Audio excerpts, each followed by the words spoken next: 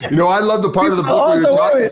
Go ahead. When you were talking about the Clapton thing, about playing with. Oh, I was so nervous. It was unbelievable. It's Eric Clapton. Funny, I had played with other people that were as famous as if you will, but like something about remembering lifting up the needle so many times to learn Crossroads. At Crossroads. Yeah. Arguably the greatest guitar solo ever played. I couldn't get past it. He was pissed off at me because I didn't have calluses because I had just gotten out of the shower. Like, you don't play guitar. You don't have any calluses. I'm going, no, I just got out of the shower. Give me a break. No, he said some really sweet things to me, and Jimmy Page did too. Jimmy Page took me aside. We went to this thing at, was it the Guitar Center, a Marshall thing. Right. They did for a while. They were doing this. He was getting a rock walk induction, where you put your fingers in your hands and the thing. And I was invited to come. I was thrilled to meet Jimmy Page. I'm going, Jimmy Page, Jesus God. Absolutely. And he was a session guy, along with John Paul Jones. And they used to play on everything back then. All those old English pop. Donovan. Lulu, Donovan, all those records and stuff like that. And I keep Jimmy played the solo on Gloria. Right. And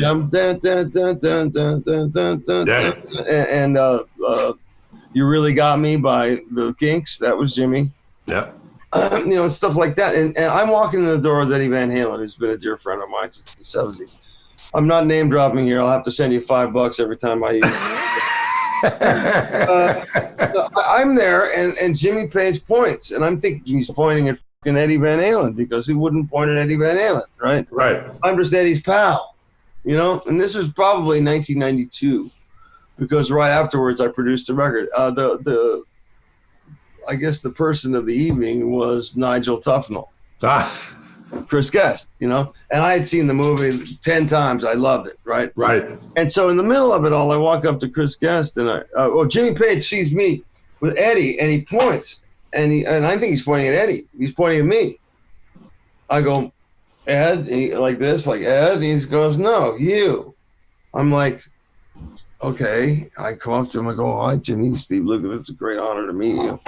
He goes, I want to talk to you about something. Come here.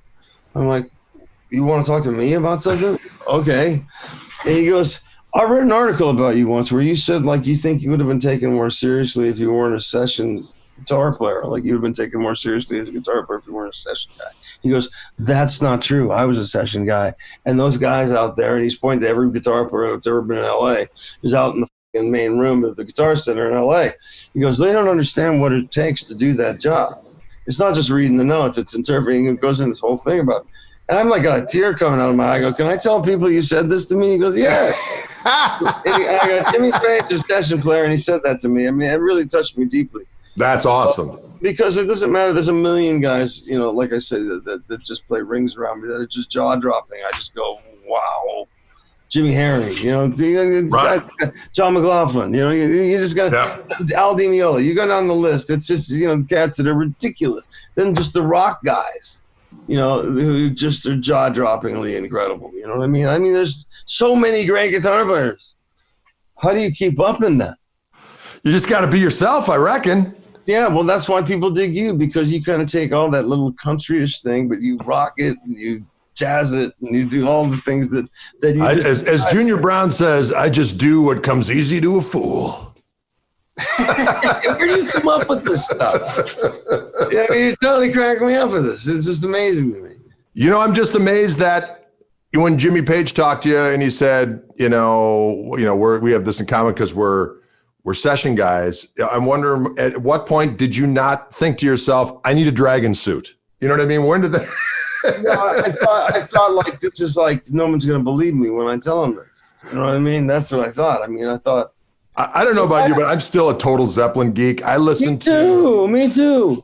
I listen to all these bootlegs now that are showing up, and I have my different favorite bootlegs from over the years and what. Yeah, I mean, sometimes he was a little too buzzed. You could tell. But it still was glorious. I mean, that's one of the things. Like, you don't care.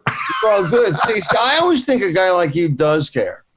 Like you would go, oh, that's out of tune, or that's like, because you're such a perfectionist guitar player. Oh, I love the filth. I got to have the filth. Although there are certain eras where, like, Jimmy in like 1970 was particularly on, and he would just. Yeah, right. No, that was right when, when the buzz still worked. Right. It's when the buzz doesn't work. I think that's before I know this from firsthand experience. I used to be able to have a couple drinks and go, yeah, that's great. Just relax me a little bit. But then all of a sudden I realized I drank half a bottle on stage and I'm sucking, and I didn't realize it because I feel great, but I didn't sound great. And thanks to the miracle of YouTube, I get to watch get beaten out of me on a daily basis. I don't really read it anymore because, what's the point? I had a bad night. Okay. So I'm sorry about that. You know what I mean? I haven't had a drink in 10.5 years. Give me a break. Good for you. You know what I mean? So, I f***ed up. I've been doing this since I was single digit. Yeah. I think the vast quantity of brilliant you've done masks any of the stuff that these trolls might feed upon, so they can go I do take and eat. I do apologize for, letting myself get out of control like that. It was really sad. My mom died from alcoholism. It's not a pretty thing. No. And I'm glad I caught it. And I'm sorry that I let it go. I mean, it's almost like every night is Saturday night to everybody when you're on the road. Exactly. So, and if you don't want to go out and hang with them, then they're insulted. And then next thing you know, you got a buzz on. And then the next thing you know, you got a buzz on every night. And next thing you know, it's not good. You're preaching to the choir. I am not talking about having a couple of beers. I'm talking about legless, Right. And there's a big difference. No, I understand. Having a few drinks is different than having like somebody carry him the out of here. Right. I didn't mean to be. I thought it was funny. At least I was a happy drunk. I wasn't mean. I was just stupid, and I should never go near playing guitar like that. That's just not cool. That's not. I've been given this great opportunity, and I started to f*** it up, and I'm deeply ashamed of that. And yeah, it was a long time ago, but I still think about it, and I go, wow, man. I get my dream comes true, and I it up. That's really terrible, and I'm ashamed of that, man. But listen, I've had time to, to wake myself back up and save myself before it got too ugly, Exactly. My story is not dissimilar. It's so funny that all the guys I used to drink with, Eddie, Neil, Zach, blah, blah, blah, the list goes on, you know what I mean? Right. Slash, all stopped at the same time. Right. Without ever talking about it. And not from typical go to rehab AA. Right. Just, I'm done with this. This is just, I feel like hell. I'm not playing good. I don't like myself. I look like, I feel like when you finally hit that point, that's when you're going to stop. Right. Not because somebody tells you to, and we both have exactly. You can't be told. We both have people in our families that have, struggled. My daughter, she had a little bit of a struggle and she got out of it. And, my mom, and my son, no problem. He can do it or not, or have a beer and be fine. My daughter, one beer, it's toast. Same family, same divorce, same whatever. And you can only blame yourself so much. Right. But I'm not going to get into that. This is a guitar thing, But that's just I understand. I haven't. It's all part of the guitar music business thing, I haven't had a drink in 24 years. I'm trying to imagine you this. That would be hilarious. Well, apparently I was fun. Oh, yeah. They tell me I had a good time too. Yeah, exactly. Apparently, but there are definitely stretches that I do not remember. Yeah. I did some really stupid. I said some really tough things that I'm not. But we're alive now. When people say, "Do you drink?" I say, "No, it makes me break out in handcuffs." That's the ultimate diffuser. When you say that, people are like,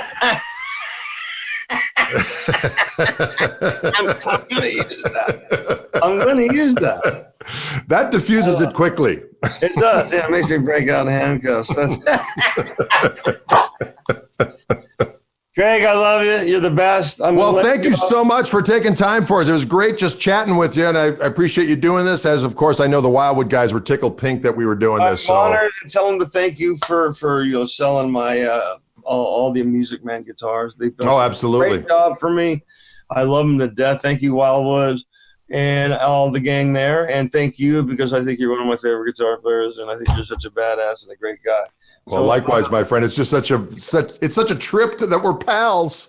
If I had somebody that said, after a few years of the great struggle as a musician, you're actually going to be buddies with people like Steve Lukather, I'd be like, what? So it's an incredible honor that we're oh, come on, man. We're hanging out. You dust the floor with me, my brother. I'm a fan. I'm your biggest fan. I talk about you all the time. Oh, well, listen, that blows my brain. But hey, what did I do with Ringo? I go, you got to hear this guy play.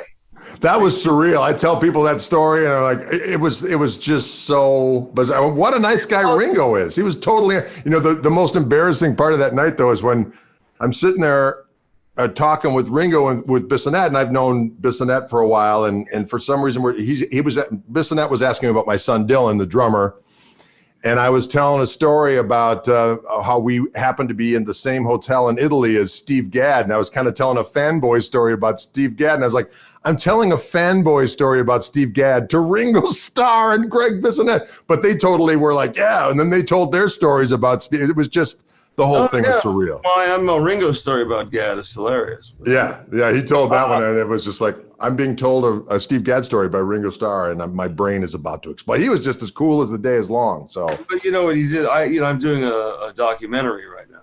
No. Sony came to me and wanted me to do a documentary about, the session work and all the other stuff that I've done. And the guy who did it came to me, who did Bruce Springsteen's last one. And he read the book, and he saw some interviews. He goes, this guy would be interesting because he's done a lot, but nobody really knows who he is, in terms of, it's great. I have the perfect amount of fame. I walk down the street, nobody really knows who I am. Got 3 people out of 100, might go, hey, are you that guy? I'm like, it's never a problem. But guys that are really famous have a real tough time. Right. And he thought, well, you have an interesting story because you played on so many famous things, but you're not that famous person. And so they came to me with this idea, and I said, well, I don't want to do one where everybody's going like, oh yeah, Steve Lukather's great. I mean, how boring is that? I mean, it's like, I said, well, if everybody wants to do something, say something funny or say something soulful, that would be great. And then it would be funny, and then I could dig it. And Ringo said he would do it, and Slash did it, and I'm going to get a whole bunch of people to do it, tell funny stories about when they first met me or something funny that I did. And Ringo did the most soulful thing. He goes, Steve Lukather is my very last best friend. and that put me up. I'm like going, Jesus Christ, Ringo Starr. The reason why I play guitar is the Beatles. Right. Here I am at 62, and he goes, Steve Lukather is one of my very best friends.